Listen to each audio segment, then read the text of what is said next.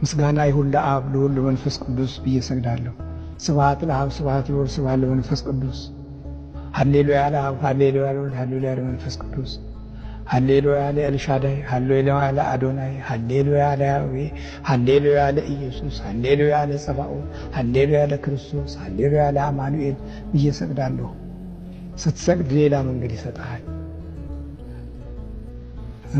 አለን። ሌላ መንገድ አለን። ሁልጊዜ ሌላ መንገድ አለን። ወደ ሄሮድስ እንዳንሄድ ሌላ መንገድ አለን። ስለዚህ ቤተልሔም የሌላ መንገድ ውጤት ናት። መስገድ ስትጀምሩ ቤተሰቦቻችሁ መጥላት ይጀምራሉ። አባታችን ሆይ ብላችሁ መብላት ስትጀምሩ ቤተሰቦቻችሁ የባረካችሁትን እንጀራ ይጠሉታል። እጃችሁን ዘርግታችሁ የምትጨብጧቸው ሰዎች ነገ እጃቸውን ለእናንተ አይሰጡም፣ ይሸሻሉ። እጃችሁ ተባርኳል። የሰማይ እጅ ያለበት መንፈሳዊ እጅ ያለበት እግዚአብሔርን አመስግናችሁ የተናገራችሁት ቃል ሌሎቹ ይጸየፉታል። መንፈሳችሁ ሌላ ነው፣ መንፈሳቸው ሌላ ነው።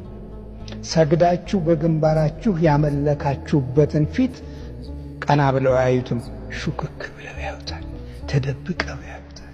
ምንድነው ማስፈራት ጀመረ እኮ ይላል። ምንድነው ጉዳዩ? በመጨረሻ አስማተኛ ነው ይላችኋል። ያ ግርማን የሚከተሉ ስለሆነ በቃ ይህን መተት ሰጥቶታል መሰለኝ። ከኛ እኮ የተለየ ፊት ነው ያለው። ፊታችሁ የእግዚአብሔር ሞገስ ነው። አያችሁ፣ ሄሮድስን እኮ ያስደነገጠው ስግደት ነው። ልንሰግድለት መተናል የሚለውን አስደነገጠው። ማምለክ ስትጀምሩ ማምለክ ከማይፈልጉት ይፈሯችኋል። ድምፃችሁንም ይፈሩታል። ከውጭ ገና ድምፃችሁን ሲያው ሺ ፍርሃት የልቦና መባተት የጉልበት ብርክ የሚሰማቸዋል። አንድ ሰው መተት ሲመተትበት የሚያሳዩና የሚያዩ ምልክቶች አሉ።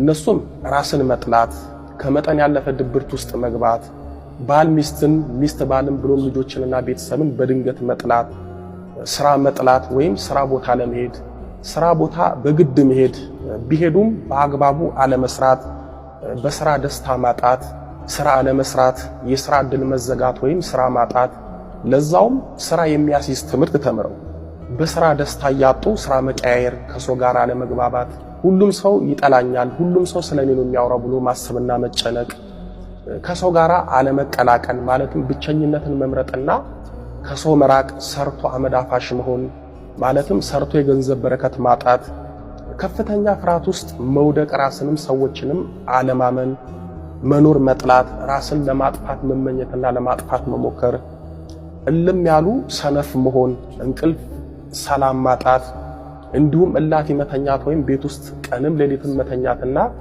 ሲገላበጡ መዋል፣ አለመማር ወይም ተምሮ ስራ አጥቶ ከቤት መዋል፣ ትዳር አለመያዝ፣ በቤት ውስጥ ድንገተኛ ሰላም፣ ፍቅር፣ በረከት ማጣት፣ በሆነው ባልሆነው መጨቃጨቅ፣ መጣላት፣ ቤት ውስጥ አይጥ የማይዛቸው መርዝ የማይገድላቸው አይጦች መኖር፣ መርዝ ስትሰጧቸው መርዙን እየበሉ መራባትና መወፈር፣ አይጦቹም እየተሯሯጡ ቤት ውስጥ መጨፈር፣ ልብሳቸውን በተለይ በሳጥን ውስጥ ያስቀመጡትን የሚወዱትን ልብስ በአይጥ መበላት፣ የቤታቸው የነሱም የልብሳቸውም ጠረን በሚቀፍ ሁኔታ መሽተት፣ ቤታቸው የሚከብድ ስሜት መሰማት፣ ለምሳሌ ሳሎናቸው፣ መኝታ ቤታቸው ክብድ የሚል ስሜት መሰማት፣ እነሱም ይፈሩታል።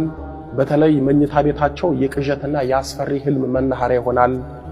አስፈሪና አስደንጋጭ በተለይ የሚያባርራቸው፣ የሚያሳድዳቸው፣ ሊገድላቸው የሚታገል ሰውና ሊነክሳቸው የሚያባርራቸው ውሻና እባብ፣ ጅብ ያያሉ። የነሱና የልጆቻቸው ጸጉር በከፍተኛ ሁኔታ ይቀጭማል፣ ይቀምላል። ቤታቸው መኝታ ቤታቸው ይቅማል። የቁንጫ፣ የቷን፣ የቅጫም፣ የበረሮና የተለያዩ ነፍሳት መጠራቀሚያ ይሆናል።